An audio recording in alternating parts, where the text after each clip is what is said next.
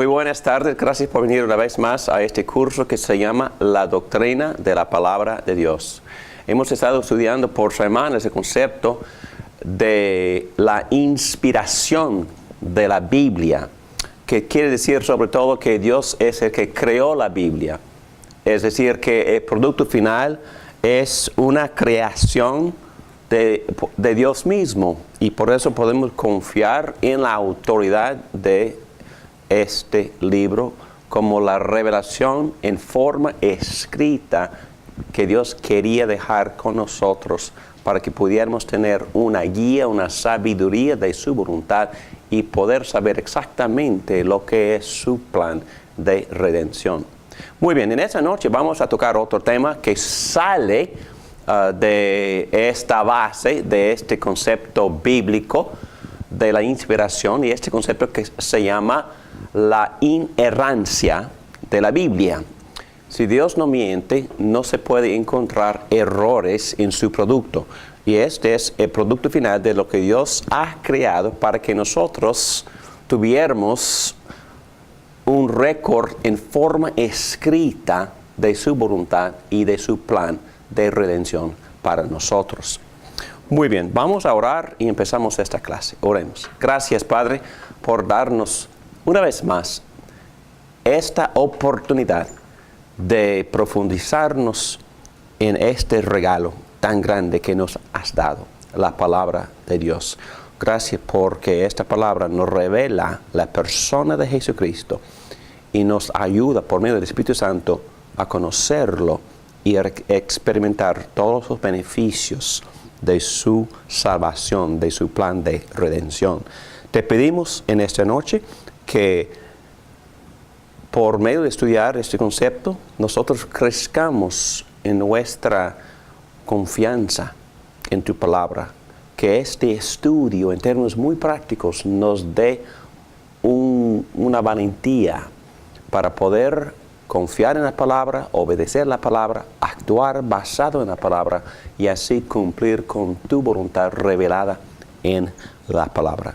Te pido que me ayudes a enseñar con claridad por medio de la influencia del Espíritu Santo en mí y a través de mí y en todas las mentes que están presentes en esta clase. En el nombre de Cristo Jesús te lo pedimos todo esto. Amén. Muy bien.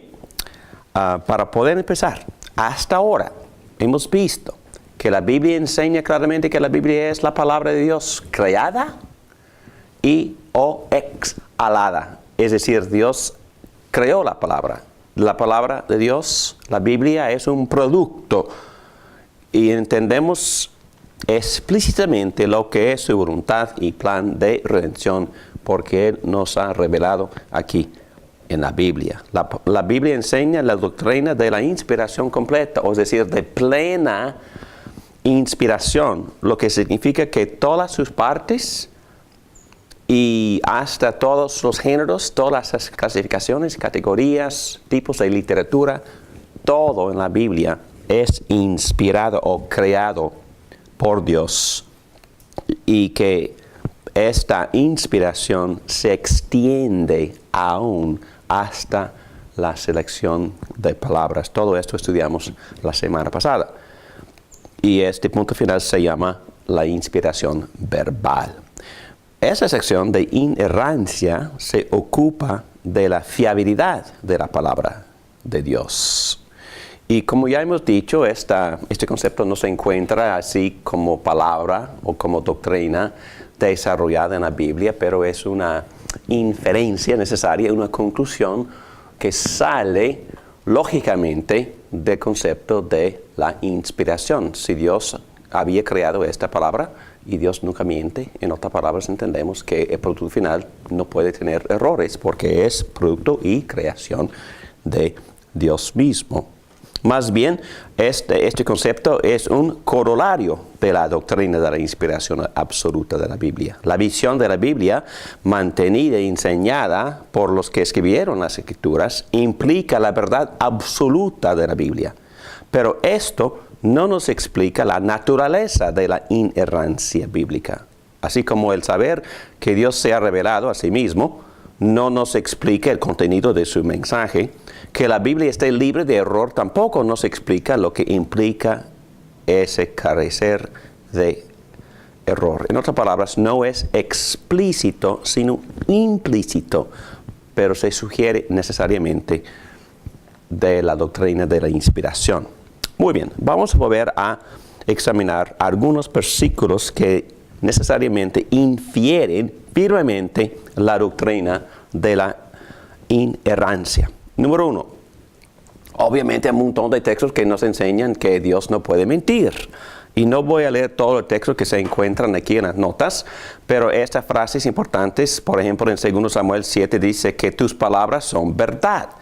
Tito 1 y 2 dicen acerca de la palabra, la cual Dios, que no miente, prometió desde los tiempos eternos. También en Hebreos 6, donde el autor está exponiendo acerca del pacto de la gracia que fue prometido y que esa promesa fue confirmada por juramento. Aquí dice, a fin de que por dos cosas inmutables, es decir, por la promesa y el juramento, en las cuales es imposible que Dios mienta, los que hemos buscado refugio seamos grandemente animados para asirnos de la esperanza puesta delante de nosotros. Obviamente Dios no puede mentir y por eso lo que Él ha revelado a través de la Biblia implícitamente no tiene errores. Número 2, página 90 en las notas. Todas las palabras de las Escrituras son completamente verdaderas. Y otra vez, solo esa frase es importante. Dios no es hombre para que mienta. Y aquí en Salmo 119, el versículo 18, abre mis ojos para que vea las maravillas de tu ley, hablando de las maravillas de la palabra de Dios. Proverbios 30, versículo 5, probada es toda la palabra de Dios. Mateo 24, 35, el cielo y la tierra pasarán, mas mis palabras no pasarán. Otra vez hablando de que todas las palabras de las Escrituras son completamente verdaderas. Muy bien, vamos a tratar de definir este concepto. La definición puede ser así, así como la escribió este teólogo Millard Erickson. Saqué de su libro esta definición, su teología sistemática. Podemos establecer ahora lo que entendemos nosotros por inerrancia. La Biblia, cuando se interpreta correctamente a la luz del nivel cultural y de comunicación que había en los tiempos en los que se escribió, según los propósitos para los que fue dada, es completamente cierta en todo lo que afirma. Bueno, una definición bastante concisa, ¿verdad? Y tiene varias partes y vamos a ir examinando cada frase de esta definición bien completa. Esta información refleja la posición que se denominó en principio inerrancia plena. Ahora es necesario elaborar y explicar esta definición. Muy bien, vamos a ir así, hablando de exposición de la definición y vamos a tocar hasta 4 puntos debajo esta exposición de la definición que ya hemos establecido. La A dice, la inerrancia se refiere solo a lo que se anuncia o afirma ser el punto de vista de Dios, no a lo que es meramente informado. Bueno, ya hemos hecho este punto anteriormente. Es que uno puede leer la Biblia y puede leer el hecho de que Judas fue para suicidarse. Y una persona puede concluir, bueno, quizás yo debo hacer lo mismo. No, eso no es el punto de vista de Dios. O una persona puede estudiar, por ejemplo,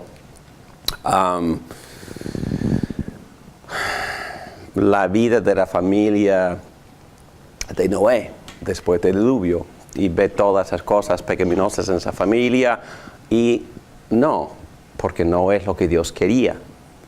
A veces nosotros vemos a los modelos o supuestamente nosotros entendemos que las figuras que Dios usa para avanzar su plan, a veces tratamos de imitar el carácter de esas personas, pero esas personas quizás no necesariamente estén viviendo según el plan de Dios para sus vidas, y sería un gran error entender que su modelo es la voluntad de Dios para nosotros. Pero vamos a profundizar más en esos conceptos. Pero quizás el ejemplo más obvio es el de los amigos de Job, porque la gran parte del libro de Job, en la gran parte vemos a los amigos de Job aconsejándole, pero nosotros entendemos que sus consejos son la voluntad de Dios para nosotros. Y ustedes dicen que no, porque sus consejos eran totalmente equivocados, porque ellos se expresaban acerca del concepto en aquel entonces de cualquier prueba, tragedia, enfermedad, desastre en la Biblia es por causa de un pecado en particular de la persona que está sufriendo. Y nosotros sabemos por un montón de textos, por las mismas enseñanzas de Jesucristo, que eso no es la verdad. ¿Okay? Pero los consejeros, sus amigos, entre comillas, de Job, estaban aconsejándole, pero si uno que no entendía o que no entendiera cómo leer la Biblia, podría ir al libro de Job y tratar de poner en práctica los consejos de los amigos de Job, erróneamente. Entonces, este concepto es un concepto bastante sencillo, que es cuando definimos inerrancia, estamos diciendo que cuando se discierne lo que es el punto de vista de Dios en la Biblia, usamos la palabra inerrancia. Porque en otros casos, los autores bíblicos nada más están reportando lo que han visto o lo que han escuchado de otras personas y no necesariamente están expresando el punto de vista de Dios. Muy bien, eso creo que es obvio. Solo un comentario en cuanto a la inerrancia. Yo puedo observar en la Biblia cuando la leo que Dios, con la Biblia y con las historias bíblicas que hay allí, me está indicando, es inerrante porque me está indicando lo que Él desea, cuál es su voluntad, pero al mismo tiempo cuál es lo que Él no desea que nosotros hagamos. Exacto. O sea, esas historias de pecado me enseñan a mí qué es lo que no debo hacer. O sea, Dios me está, con esas historias, me está diciendo qué es lo que Él no quiere de nosotros y qué es lo que sí desea de nosotros. O sea, que todo la Biblia es inerrante, ¿no? En ese sentido. Perfecto, muy bien dicho. Y más allá de eso, cuando leemos, por ejemplo, acerca de los pecados de Abraham, acerca de los mismos pecados de Isaac, acerca de la vida, en mi opinión, de una persona muy quejona, de Jacob. Y cuando vemos el conflicto que existía, hasta la misma arrogancia de José y el enojo de Moisés, y en vez de imitar a esas personas, tratando de poner en práctica el estilo de vida de ellos, ¿qué es lo que Dios está revelando por medio de esas figuras? ¿Qué es el punto de vista de Dios por enseñarnos? Bueno, en otras palabras, ¿qué es lo que Dios nos está enseñando por medio de presentar a estas personas en todos sus errores? ¿Qué es el mensaje? ¿Qué es el punto de vista de Dios? ¿Qué es lo que Dios, en general, qué es la Biblia? ¿Qué es lo que Dios quiere revelarnos a través de la historia de estas figuras? Bueno, yo creo muchas cosas, pero uno es la incapacidad del hombre de salvarse a sí mismo, o de vivir perfectamente. Y a pesar de sus pecados, ¿qué es lo que Dios siguiendo haciendo? Dios hace su obra perfecta. Y está cumpliendo su plan de redención. A pesar de que estos hombres están pecando constantemente. Y Él ha erigido a estos hombres. Y tiene un plan que Él está ejecutando a pesar de que ellos muy a menudo están desobedeciendo. Y tampoco eso nos enseña que podemos pecar libremente, pero como tú dijiste, nos enseña que Dios cumple con su plan. Y cumple con su plan a través de hombres. Y cumple su plan a través de hombres pecadores. Es la maravilla de Dios. Y eso es lo que entendemos erróneamente. Y ese mensaje queda sin error. Y ponemos en esta categoría de inerrancia el plan perfecto desde el punto de vista, la perspectiva de Dios mismo. Okay, entonces, no voy a meterme mucho, pero un poquito, pero no mucho, en la ciencia de la hermenéutica. Pero es imposible hablar de la inerrancia sin entender algo de cómo interpretar correctamente bien la Biblia. Porque lo que estamos diciendo, en otras palabras, es que la Biblia bien interpretada es inerrante. ¿Ok? Es lo que estamos diciendo. Y no es una gran ciencia imposiblemente para entender tampoco. Pero a pesar de eso, vamos a dar un curso completo sobre la hermenéutica, o es decir, sobre la ciencia de cómo interpretar la Biblia. Y aún Pedro dijo acerca de eso, que los escritos de Pablo eran tan teológicos que una persona que no sabe interpretar correctamente saca toda clase de falsa doctrina o de conceptos erróneos acerca de Dios. Claro que sí. Entonces, sin meterme mucho, y por favor no me pregunten, pero la regla número 1 de la hermenéutica correcta es que tenemos que interpretar la Biblia por sí misma. Es decir, porque Dios se está revelando progresivamente a través de las Escrituras, sobre todo a través de varios pactos que Él ha hecho con ciertos hombres, y poco a poco Dios se revela, se está revelándose, y vamos a interpretar estos pactos antiguos por su cumplimiento más adelante.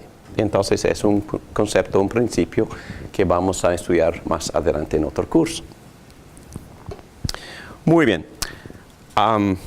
Otra cosa, y otros ejemplos de este mismo punto, y quizás hemos tocado estos ejemplos anteriormente, pero esta doctrina no dice que todo lo que Pablo dijo quedó sin error.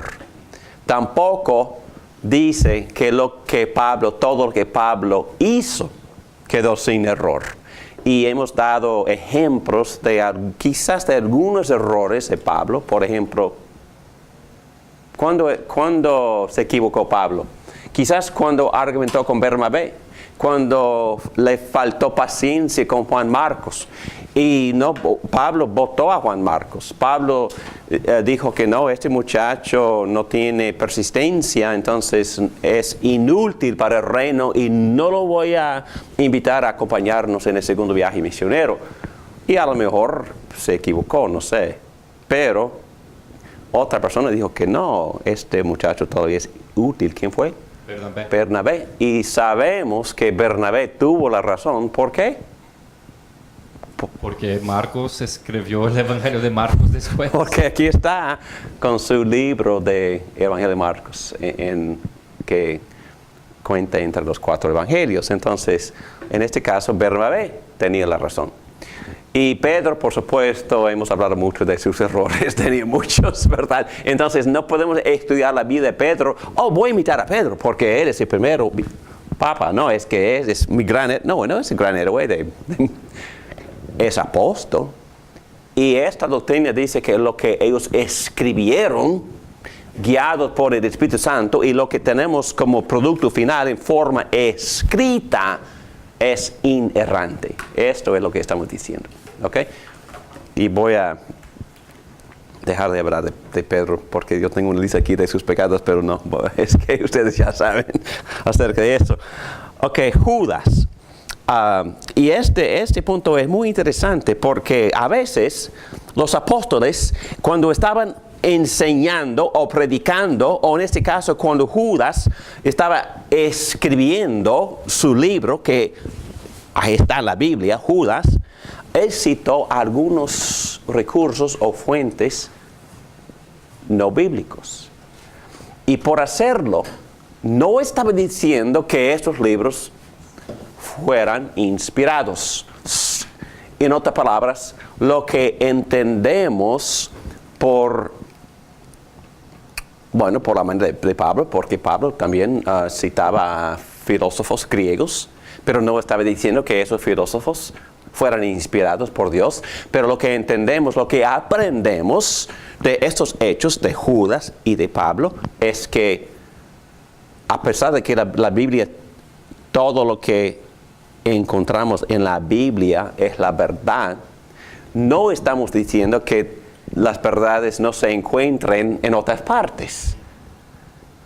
Y cuando los apóstoles observaron verdades en otra literatura, en otros filósofos, en otros poetas, adquirieron esa información e incluyeron esa información en la Biblia, y así esa parte de la enseñanza de tal fulano, poeta, filósofo, llegó a ser inspirado. Pero su literatura, su libro en sí no es inspirado. Pero la parte que el apóstol incluiría en la Biblia llega a tener esta característica de inspiración y de inerrancia también.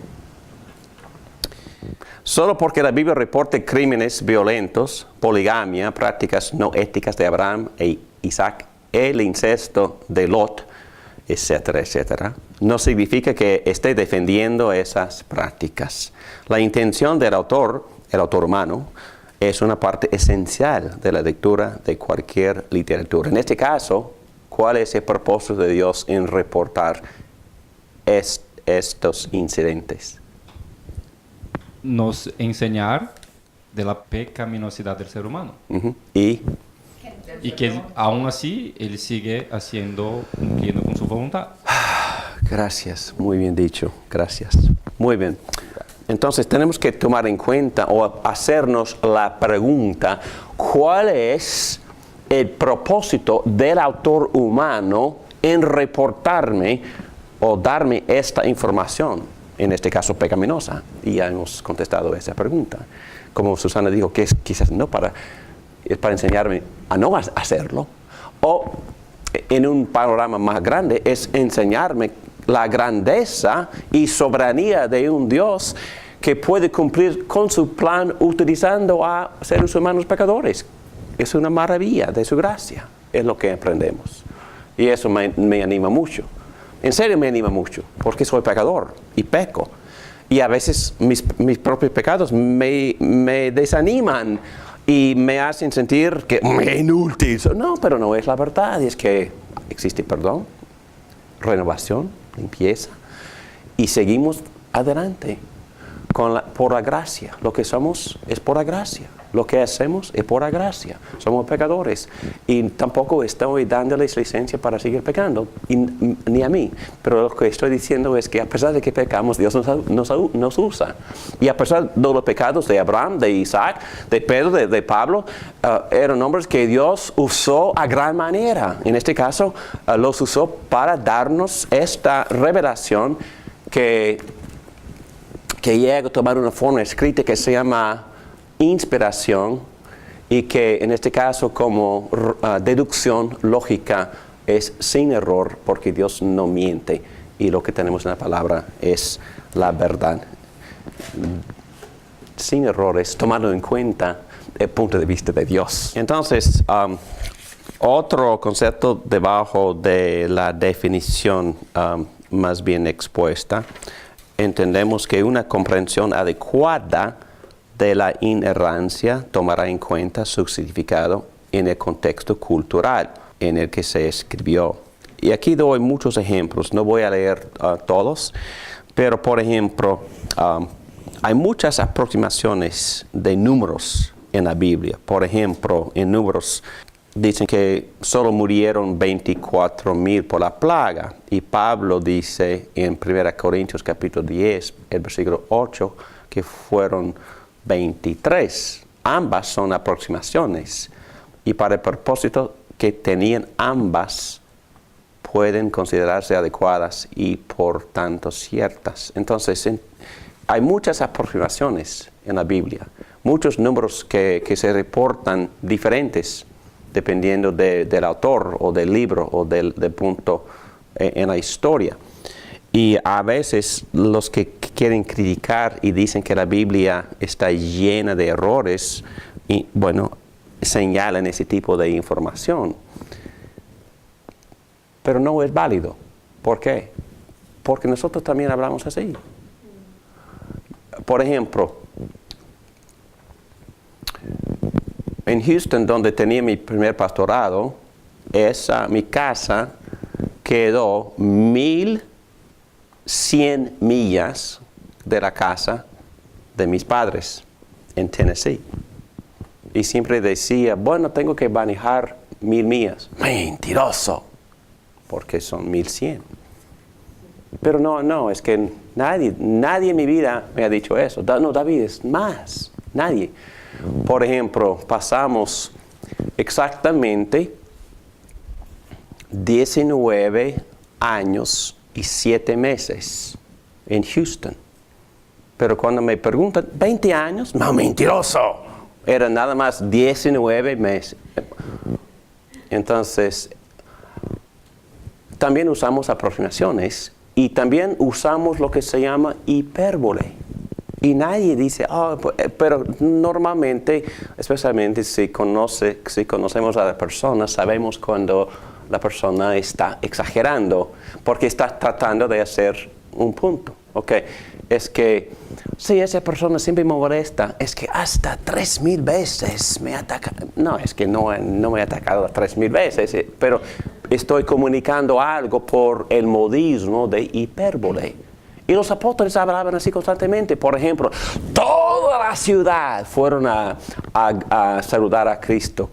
Es que algunos se quedaron en casa y los bebés no salieron. Entonces es que mentiroso. No, es que es la forma de hablar. Y la Biblia siempre se presenta la información en el estilo cotidiano del día. Pero también nosotros hablamos así y no tenemos que poner otro estandarte a la Biblia que nosotros ni nos aplicamos a nosotros mismos. ¿Pregunta? Sí, porque esto siempre me lo he preguntado y mi familia me lo pregunta, que es cuando ven la tumba vacía.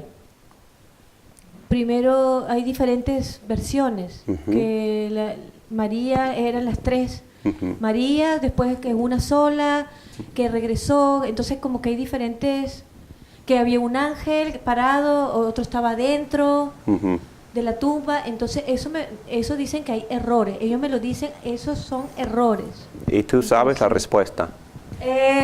Lo único que se me ocurre que lo que nos pasa a todos, si en este momento todos se nos preguntara al final de la clase qué fue lo que vimos o qué fue en qué momento llegó Pedrito, en qué momento llegó Paul y Carmencita, pues todos van a decir una versión diferente de acuerdo al lugar donde estaban sentados, pero eso no quiere decir que estén en error. Exacto. Sino que de acuerdo a cómo... Exacto. ¿No?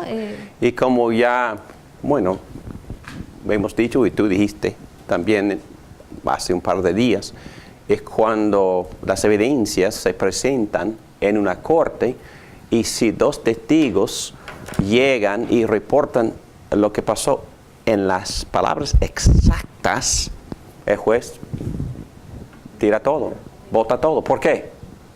Es imposible que 2 personas hayan visto y digan exactamente. ¿Qué concluye el juez de inmediato? Están mintiendo. Hablaron entre sí, memorizaban exactamente lo que iban a decir. Exactamente. Y entonces el hecho de que los 4 evangelios reportan de un punto de vista distinto y reportan partes de las enseñanzas distintas, y quizás todos, por ejemplo, Mateo y Lucas reporte el Sermón del Monte y Lucas reporte todo en un solo capítulo. y Mateo en 3, 5, 6 y 7. Entonces Lucas mintió. No, es que él reportó la información que concordaba con el propósito de su evangelio. ¿Y cuál fue el propósito de su evangelio, por ejemplo?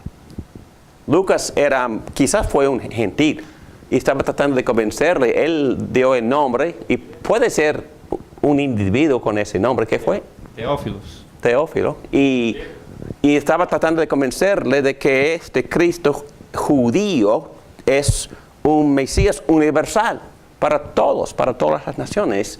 Y él, más que cualquier otro evangelista, reporta los incidentes en el Antiguo Testamento donde el mensaje del pacto con Yahvé fue y tocó un no judío. Y en el principio de su evangelio, él usa muchos de estos ejemplos y así ofendió a ¿quiénes? A los mismos judíos. Entonces, cada quien tiene su énfasis, tiene su propósito en particular, y todos tienen el mismo propósito en general, pero todos tienen su propósito específico y su audiencia específica. Por ejemplo, supuestamente por leer la forma en que Juan reporta su información en el Evangelio de Juan, está tratando y también tomando en cuenta su edad y su generación, y que él escribió al final del primer siglo. Entendemos que él era el más joven entre los apóstoles y que su cultura entre los cuatro, Mateo, Marcos y Lucas, era más griega que la de ellos. Nosotros hemos concluido que él también estaba tratando de convencerles a los judíos más aculturados a la cultura griega. Entonces, por eso su énfasis, por ejemplo, ¿cuál es el término que él usa para definir a Cristo mismo en el primer capítulo? Logos. Logos, ¿qué es eso? Es término filosófico griego.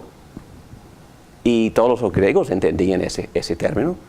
Pero los judíos, ¿qué? Bueno, ellos también entendieron, pero no fue tan común de lo que era entre los griegos. Entonces, todo esto comprueba que los evangelios son verídicos, auténticos, porque todos reportaron según su punto de vista, según sus propósitos y según su audiencia. Y bueno, el contenido no se contradice, pero es distinto y perspectiva distinta, audiencia distinta, y hay mucha colaboración de la información, y todos presentan un perfil más completo de Jesucristo, que es imposible definir. Y qué bueno que Dios asignó a 4 para darnos esta información, estas revelaciones de Mesías. Muy bien, muy buenos ejemplos. Seguimos. También el contexto cultural insiste en que nosotros interpretemos o definamos correctamente los términos. Por ejemplo, hijo. Hijo en inglés, y que quizás en español también, quiere decir producto biológico. Pero en hebreo, ¿no? La palabra hijo, bueno, tiene muchas definiciones. Por ejemplo, en el primer capítulo de Job, el autor dice que todos los hijos de Dios tuvieron que presentarse ante Dios, y entre ellos era hijo de Dios, Satanás. Sí, Satanás es hijo de Dios. ¿En qué sentido? Fue creado por Dios. Y también la Biblia usa la palabra hijo para definir a cualquier ser humano, pero también usa la palabra hijo para definir ángeles, y también personas que creen en Jesucristo y se unen por fe a Jesucristo, son hijos adoptados por el Espíritu Santo para ser parte de la familia íntima de Dios. Entonces, 5 usos. ¿Y cómo se puede determinar el uso? Leyendo el contexto. Leyendo el contexto. solo por el contexto. Entonces, estamos metiéndonos otra vez en la hermenéutica para poder decir que la palabra de Dios es inerrante. Tenemos que decir que no es inerrante si la leemos en su contexto cultural. Ese principio también se puede abusar. Porque uno puede leer cualquier parte de la Biblia y decir, es pura cultura. Y hoy en día, perdóname por usar este ejemplo, mis hermanas en Cristo, pero hoy en día es muy popular decir que cualquier enseñanza acerca de la mujer en el Nuevo Testamento es cultural. Pero ¿cómo se puede distinguir entre lo que es cultural y lo que es la norma universal para todas las eras y todas las culturas? Le doy un principio y seguimos. Hay que leer la instrucción del apóstol en su contexto. Y si Pablo, en este caso todo el mundo critica a Pablo, dice que él aborrece a la mujer. Pero si Pablo me da una razón, un apoyo de su argumento cultural, así como lo hace en 1 Corintios 11 acerca de pelo y cubrir la cabeza, él da un apoyo, un razonamiento cultural. Pero en 1 Timoteo capítulo 2, versículos 11 a 15, cuando él está enseñando acerca de quién él quiere que enseñe principalmente en la iglesia y ejercer autoridad en la iglesia, ¿qué tipo de argumento usa Pablo? La orden de creación y la orden de la caída. Entonces usa argumentos históricos y teológicos y no culturales. Ok, son ejemplos. Entonces estamos hablando pero vamos a tocar este tema más adelante porque va a surgir varias veces. Pero en general, nosotros también estamos de acuerdo con los que dicen que hay que interpretar la Biblia correctamente tomando en cuenta su contexto cultural. Obviamente tenemos que hacer eso. Número 4, la inerrancia permite que conceptos e ideas se expresen en la lengua vernácula, en el habla común ordinaria, con el uso de todo el lenguaje figurado y las aproximaciones tal como lo hacemos en el siglo XXI. Bueno, ya hemos dicho eso más o menos, pero en otras palabras estamos añadiendo que también hay que tomar en cuenta, cuando usamos la palabra inerrancia, nosotros también estamos tomando en cuenta de que la Biblia está repleta con modismos. Cualquier modismo que usamos nosotros, la Biblia los usa. Hay poesía en la Biblia y hay que interpretar la poesía como interpretamos los poemas. También hay historia en la Biblia.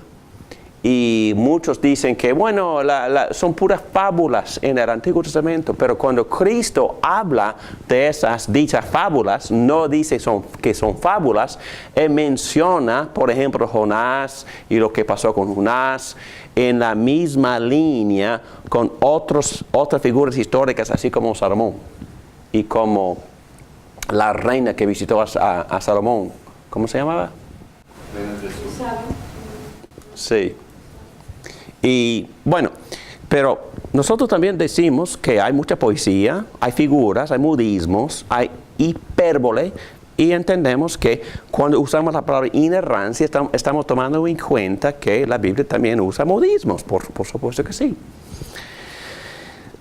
Ok, pero lo que pasa a veces es que por lo que pasó en la historia cuando descubrieron que la tierra no era plana, ¿verdad? Es que la Biblia puros mitos, puras leyendas, y no se puede confiar en la Biblia. Y yo diría, o el punto de vista nuestro es que tenemos que aceptar el hecho de que los autores bíblicos también escribieron acerca de sus observaciones. Y cuando nosotros nos levantamos en la mañana y vemos al sol, ¿qué decimos? El sol se levanta. ¿Está levantándose el sol? científicamente incorrecto, mentirosos. Y cuando es que escuchamos las noticias a las 6 p.m. en la tarde, y también la señorita dice lo mismo, que hoy el sol se pone a tal hora. ¡Oh, mentirosa! El sol no se pone, es que ella no entiende nada de la ciencia, pensaba que era científica. Porque lo que está pasando es que la Tierra está girando alrededor del Sol y a la vez está rotándose en su eje. Y no entiende ella que tiene que rotar como 20 y requiere 24 horas para rotar porque no nos explica en términos científicos. Mentirosa. No hablamos así. ¿Por qué?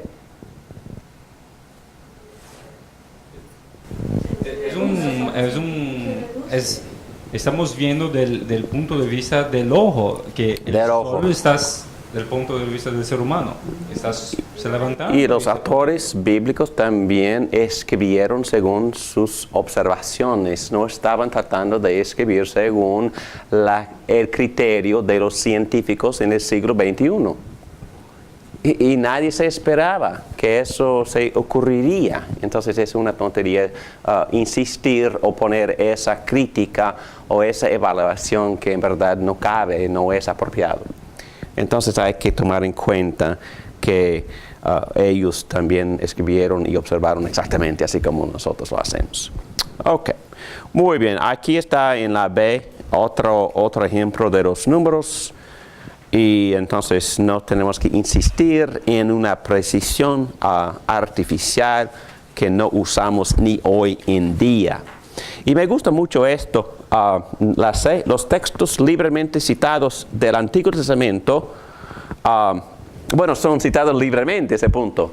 Y algunos de los eruditos ven que Pablo o de otro, o de un ángel, y voy a dar este ejemplo, es que están obviamente citando un texto del Antiguo Testamento, pero cambian y parafrasean. A veces añaden información. Mentirosos, la Biblia está en conflicto. No, le doy un ejemplo. ¿Recuerdan que los que estaban presentes del sermón de ayer? El sermón se basó en la profecía del último párrafo del Antiguo Testamento, capítulo 4 de Malaquías. En esa profecía, Malaquías dijo que antes del día del Señor vendrá uno en el poder y espíritu de Elías, que va a regresar el corazón del padre a los hijos y el corazón de los hijos a los padres. Pero el ángel del Señor, hablando con Zacarías en Lucas capítulo 1, no dice exactamente lo que dice el texto en Malaquías. Él cambia. Él dice que cuando este profeta viene, va a regresar el corazón de los padres a los hijos y el corazón de los hijos a la sabiduría de los justos. Mentiroso. Entonces la Biblia está en conflicto, inconsistencia, errores. No. ¿Qué hizo el ángel? ¿Qué hizo el ángel? El ángel tomó la misma profecía y la interpretó. La interpretó porque Malaquías no estaba diciendo literalmente que, cuando viene Juan el Bautista, los hijos van a amar un poco más a sus padres. No estaba diciendo eso. El ángel precisó, interpretó. No, Malaquías estaba diciendo que los hijos van a arrepentirse de verdad y van a desear vivir según la sabiduría de los justos. Entonces el ángel tenía toda la razón, interpretando la profecía. Y eso se permite. Entonces el ángel no estaba corrompiendo la Biblia o poniendo en duda las profecías. No, estaba interpretando la filosofía. Y los apóstoles también lo hacían constantemente. Y constantemente estaban cambiando las palabras, el orden de las palabras, interpretando las profecías. ¿Y cómo es que tienen la libertad de hacerlo? ¿Qué les da la autoridad de hacerlo? El mismo Dios, el mismo Espíritu Santo. Y Jesús dijo, y Jesús les dio esa autoridad en Juan 16. Y ellos mismos reclamaron esa autoridad para sí mismos, diciendo que estaban escribiendo bajo el control, la influencia del Espíritu Santo, interpretando y añadiendo, profetizando, interpretando más. Cuando entendí este principio, en verdad eso me hizo predicar con más confianza y más valentía, sin tener ningún conflicto en mi conciencia, sabiendo que las palabras eran distintas y diferentes. Pero entendí que eran diferentes por una razón divina, correcta, y bajo el control del Espíritu Santo, porque el Espíritu Santo estaba guiando el ángel para reportar exactamente el mensaje que Dios quería que se reportara a ese Zacarías sacerdote. La inerrancia bíblica permite expresiones gramaticales poco frecuentes o inusuales. No tengo ejemplos, pero yo les digo que cuando yo leo Pedro o las cartas de Pedro, primera y segunda carta de Pedro, y cuando leo Romanos, hay un mundo de diferencia. Pablo escribe en forma elocuente, usa oraciones larguísimas que cubren una página completa y su gramática es 100% correcta, precisa, exacta. ¿Por qué? Es un erudito, pero ¿qué es su propósito en Romanos? ¿Y por qué Dios no nombró a Pedro a escribir Romanos? Porque Pablo tenía la educación y tenía la gramática correcta para poder explicar con precisión algunas cosas muy refinadas de la teología, de la justificación, de la adopción. Y entonces cada punto de la teología tiene su aspecto pasado, presente y futuro. Y Pablo, por la manera en que él dominó el idioma, pudiera escribir con exactitud. Y vivió como judío la ley. Exacto, y también por eso. Estudió bajo Gamaliel. Exacto. Eres un experto. Entonces, quizás fue el hombre más inteligente de su generación. Y por eso Dios le nombró a escribir un libro que requería precisión y exactitud teológica. Pedro, en otro lado, su tema en 1 Pedro es cómo soportar los sufrimientos que experimentamos injustamente. Y su gramática es un poco cruda. Y no importa, porque no se expresa con tanta erudición que fue necesaria en el caso del libro de Romanos. Pero lo único que estoy diciendo es que Dios puede producir o crear un producto perfecto utilizando gramática imperfecta. Y nosotros también lo hacemos. Y yo soy me gusta la gramática. A Susana también le gusta la gramática. Y cuando estoy escuchando las noticias, el hombre usa mala gramática, yo cambio de canal porque me ofende. Es tu profesión. Estudia, por favor, la gramática. Y yo quiero que los que reportan las noticias usen una gramática correcta. Y que es mi punto. Pero soy de las Lomas de Carolina del Norte y nadie hablaba, muchos hablaban el acento sureño con mala gramática, pero todos se entendían, ¿verdad? Y entonces todos podían comunicar verdades sin usar una gramática erudita. Sí, el punto es, no importa si la gramática o el griego era bien refinado o no importa si era una narración histórica o poesía o proverbios, sí. Todo inspirado por Dios. Exacto. El punto principal es que se comunicó una verdad correcta o no. Okay. Y la inerrancia bíblica aplica a los manuscritos originales, no a cualquier traducción. Bueno, un ejemplo de esto. Los evangelios o evangelistas hablan del suicidio de Judas, diciendo que se ahorcó. Pero en Hechos 1:18 dice, con el dinero que obtuvo por su crimen, Judas compró un terreno, ahí cayó de cabeza y se arrepintió. ¡Oh! Error. ¿Es un error? ¿Cómo se explica? Él se ahorcó y cuando estaba cayendo se fue. Quizás las dos cosas, ¿verdad? Y se pudrió, y se hinchó, y se cayó. Ve. Y se reventó. Entonces, ¿ah? ¿Cómo? La cosa es que se mató, se suicidó. Okay. Pero los evangelistas y Lucas reportan el incidente quizás en diferentes pasos de lo que se le ocurrió a Judas.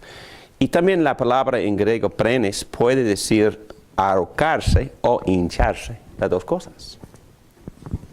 Entonces, lo que estamos diciendo, y con cuidado porque este punto también se abusa, es que cuando hablamos de inerrancia, estamos hablando de manuscritos originales. Estamos hablando del idioma en el cual escribió el apóstol. Muy importante esto, porque muchos dicen, pues Jesús enseñó en arameo, no en griego, y tratan de discernir y buscan información histórica para encontrar las palabras en arameo. No importa. ¿Por qué? Porque el Espíritu Santo guió al apóstol a escribir en griego. Y en griego, a pesar de que, ¿cuál fue el primer idioma del apóstol? Hebreo, arameo, que es un hebreo moderno. Así como Spanglish es un... No, mentira. Bueno, en serio, no sé si nosotros tuvimos que en la escuela leer libros o poemas en idioma de Inglaterra antigua. No se puede entender. Hace 500 años, hace 600 años no se puede entender. Yo no entendí nada. Es que el idioma se evoluciona constantemente y el hebreo así también se evolucionó hasta que se convirtió en arameo. Pero Jesús enseñando en arameo, pero el apóstol también, quizás cuando se hablaron entre sí, también hablaban en arameo, pero cuando escribieron la Biblia, el Nuevo Testamento, escribieron en... ¿Por qué? El idioma de moda. Sí. Era como el inglés es hoy, era Exacto, el sí. idioma universal. A pesar, ¿cuál es tu primer idioma? Portugués. Ok, pero querrías escribir un libro para comunicarse bien al mundo del oeste, escribirías el libro en inglés, ¿verdad? Quizás en un inglés no perfecto. Quizás sí, pero quizás no. Porque Pedro no tenía un griego perfecto, pero el punto es este. Cuando lo llevó, cuando lo inspiró el Espíritu Santo, lo inspiró para escribir en griego. Entonces no es necesario buscar lo que dijo Jesucristo en arameo. No es necesario. Porque el punto que hicimos en la clase anterior fue que cuando hablamos de la palabra inspiración, estamos hablando del producto. Muy importante. No estamos hablando de las conversaciones informales que tuvieron Pedro y Pablo entre sí. Estamos hablando de lo que escribieron bajo el control del Espíritu Santo. Porque sabemos, y otro ejemplo, y voy a permitir que tomen un break, un descanso. Pero por ejemplo, algunos eruditos que quieren criticar el sermón de Esteban en el libro de Hechos, capítulo 7, dicen, es que hizo errores en su recitación de las cronologías. ¿Es posible? Sí. Sí, ¿por qué? Porque él estaba hablando. Él estaba hablando, estaba predicando. Sí, y no estaba escribiendo. Y es muy importante esto. ¿Es posible que Pablo se equivocó una vez cuando predicó? Es muy posible. Y todavía Dios usó... otra pregunta. ¿Fue posible que Pedro predicara lleno del Espíritu Santo y en el mismo sermón hacer errores? ¿Sí?